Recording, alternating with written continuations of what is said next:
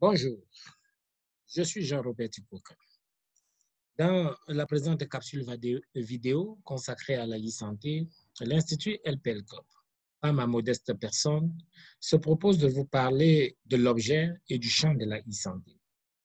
Signalons tout de suite que la e-santé recouvre l'ensemble des technologies de l'information et de la communication, TIC, capables de produire, traiter, stocker ou transmettre une information à des fins sanitaires. Ces technologies portent une espérance en raison de la qualité du service qu'elles ont déjà réussi à rendre sous d'autres cieux suite aux expérimentations. La plupart des essais se sont avérés concluants et l'utilité de nombreux dispositifs d'e-santé a ainsi pu être démontrée. Ces technologies ont surtout montré qu'elles seraient capables d'apporter des réponses, au moins partielles, à chacun des défis sociétaux qui s'imposent au secteur de la santé en général et au système d'information de santé en particulier. La e-santé ambitionne de mettre le patient au centre de sa propre santé et d'en faire une partie prenante à viser, si l'on s'en tient à la définition telle que proposée par Gunther Eisenbach, qui présente la e-santé comme un ensemble d'outils communicants qui consolident la possibilité pour le patient d'accéder à des soins de qualité et d'être un acteur averti de la gestion de sa santé. La e-santé améliore conjointement l'accès des soignants et l'accès des patients à une information fiable et modifie les équilibres traditionnels entre soignants et soignés. La e-santé est donc indissociable des nouvelles technologies de l'information et de la communication. La e-santé est une chance, elle est présentée comme une chance pour toutes les composantes de la santé, qu'elles soient primaires, secondaires ou tertiaires, sans oublier son impact par rapport au management de la santé. C'est du moins ce que nous dit John Mitchell, un consultant australien dans le domaine de la santé, qui définit la e-santé comme l'usage combiné de l'Internet et des technologies de l'information à des fins cliniques, éducationnelles et administratives, à la fois localement et à distance. La e-santé doit prendre en compte non seulement la santé, mais également le bien-être. C'est du moins ce que recommande l'Organisation mondiale de la santé, qui définit la e-santé comme les services du numérique au service du bien-être de la personne. C'est-à-dire comme l'application des technologies de l'information et de la communication au domaine de la santé et du bien-être. De nombreuses terminologies sont associées à la e-santé. On va parler de santé numérique, santé digitale, cybersanté, santé électronique, santé connectée, etc. La e-santé, comme utilisation des outils de production, de transmission, de gestion et de partage d'informations numérisées au bénéfice des pratiques de santé, englobe un ensemble de disciplines qui permettent d'établir les frontières pour pallier à la large définition de la e-santé. Et pour cela, on va noter un certain nombre de sous-domaines. Le premier sous-domaine de la e-santé, c'est évidemment le système d'information de santé, SIS. C'est le socle sur lequel repose la e-santé. Il organise au niveau informatique les échanges d'informations entre les formations sanitaires et autres services de santé. Le deuxième sous-domaine de la e-santé, c'est ce qu'on va appeler la télésanté. C'est quoi que fait la télésanté? Elle regroupe la télémédecine et la santé mobile, M-santé. Quant à la M-santé, donc, ou mobile santé, il s'agit de la santé via les smartphones, domaine plus connu du grand public. La télémédecine et les services associés comprennent la téléconsultation, la téléradiographie, la télésurveillance. Le troisième sous-domaine se penche sur les outils spécialisés pour les professionnels de santé et les chercheurs. Et là, on va parler de la robotique et autres environnements avancés pour le diagnostic de la chirurgie, outils pour la simulation et la modélisation, la grille pour la santé, outils de formation, ainsi de suite. Ainsi, la e-santé représente un ensemble très vaste de techniques et de services impliquant un large éventail d'acteurs et couvrant de nombreux domaines relevant de la santé.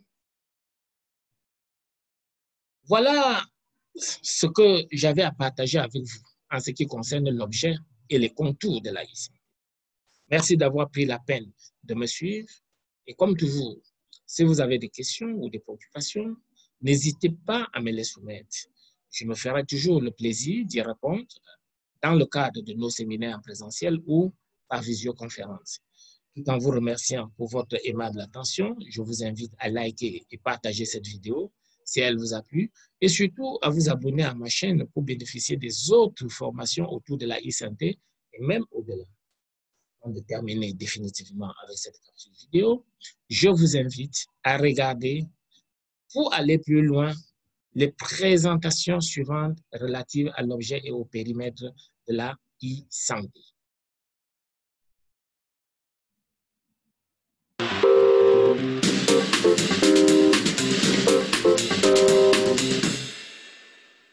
C'est le bien-être des individus dans leur environnement. Ça, c'est pour la santé en général. Sur la e-santé, précisément, c'est l'association de cette notion de santé associée donc aux nouvelles technologies de l'information et de la communication qui, à terme, finalement, ne feront plus qu'un puisque de plus en plus, nous utilisons ces outils et ces moyens. Donc, la santé va devenir augmentée, mais il n'y aura plus d'un côté la santé et de l'autre côté la e-santé. Alors, pour nous, la e-santé, en fait, c'est la santé de demain. C'est-à-dire qu'en fait, on est dans un changement paradigmatique où demain, on ne parlera plus de santé connectée ou de e-santé, mais on parlera de santé tout court. C'est-à-dire que la connexion, la partie électronique, la partie informatique sera complètement intégrée au parcours de soins. Et c'est ainsi que la santé se fera demain. En gros, si je devais conclure, la santé sera e-santé ou elle ne sera pas.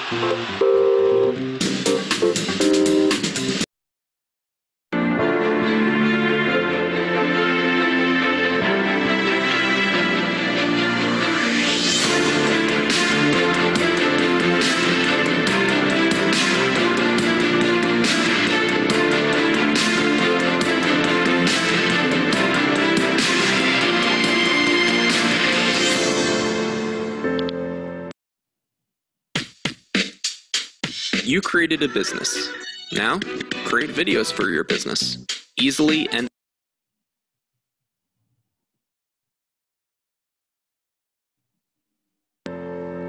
Bonjour Yann Ferrari. Bonjour.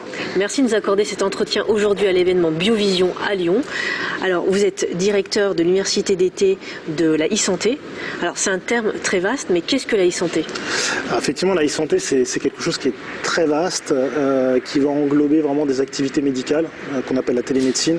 C'est une pratique médicale définie par la loi avec une réglementation, mais ça va être également tout ce qui va concerner des objets connectés pour la santé, pour le bien-être en fait est intégré dans la e-santé. Les systèmes d'information des hôpitaux aussi vont être intégrés dans la e-santé. Tout ce qui va toucher à la domotique, ce qu'on appelle la télésurveillance sociale des personnes au domicile, prévention des chutes, des outils également de formation à destination des professionnels de santé. Donc c'est vraiment très très large. C'est pour ça que parler que de e-santé c'est compliqué. Je pense qu'il faut vraiment segmenter activité médicale, bien-être. C'est très très très très large. C'est vrai que ces dernières années on en entend un peu plus parler. On a plus de besoins, on est connecté à la maison, monde a forcément un smartphone, une tablette, etc. Donc il y a cette demande qui est créée de plus en plus, j'imagine. Alors après, je ne sais pas si on peut parler de demande, on peut parler, je pense, de phénomènes, effectivement, de phénomènes global. On a une multitude de projets qui arrivent en matière de e-santé. On a beaucoup de start-up innovantes en France et aussi à l'international, des grands groupes aussi qui se mettent sur le marché. Après, justement, c'est la difficulté. Est-ce qu'il y a une demande pour ce type d'application, d'outils? C'est un débat. C'est un débat. Est-ce qu'il y a une vraie demande? C'est un débat. En tout cas, il y a beaucoup de gens qui se positionnent sur ce marché. C'est un marché qui reste encore émergent. On a plein d'interrogations, on a des difficultés de modèle économique, on n'a pas de success story en matière encore de e-santé, donc une multitude de projets, on voit que ça foisonne. Nous on le voit, à l'Université d'été de la e-santé, on a de plus en plus de participants, de plus en plus de projets. Mais bon, on est encore, c'est pas gagné. Voilà, c'est pas gagné. On entend beaucoup aussi d'échecs dans ce domaine-là. On dit souvent, soit ça sert à rien, soit c'est difficile de rendre utile justement une application ou un développement pour la santé. Qu'est-ce que vous en pensez ? J'en pense que c'est un problème qui est compliqué en fait. Faut regarder de façon globale. Effectivement, en matière de e-santé, on n'a pas de succès de e-santé comme on a pu avoir. On n'a pas de Airbnb, on n'a pas d'Uber de la santé qui existe sur le marché. Non mais c'est un signe, c'est quelque chose qui est important. Alors que la santé est un marché énorme. Oui. On est tous bénéficiaires de c'est santé. délicat la santé parce que de là en faire quelque chose d'interactif, on va dire, ou digital ou. Ouais, c'est compliqué. C'est compliqué. Alors je pense qu'il y a plusieurs freins effectivement qui sont identifiés par tous les acteurs. Déjà on a un frein de modèle économique, quoi qu'il arrive en fait, qui paye derrière. On a également un problème d'intégration dans des systèmes complexes. Comme vous le disiez, la santé c'est complexe. Oui. Donc intégrer une nouvelle technologie dans un système complexe c'est pas forcément évident. On a un problème d'acceptabilité aussi de la solution par les patients, par les acteurs, les professionnels de santé. Les gens sont habitués à voir le médecin et puis on a aussi l'ordre des médecins qui doivent valider aussi tout ça. Enfin, c'est complexe en France. Exactement. Et on a des projets donc, de télémédecine, d'activité médicale qui se développent en France, qui sont financés par des fonds, mais on n'a pas encore d'investissement massif et de développement massif de la télémédecine. Mais ça, c'est vraiment que pour la partie médicale.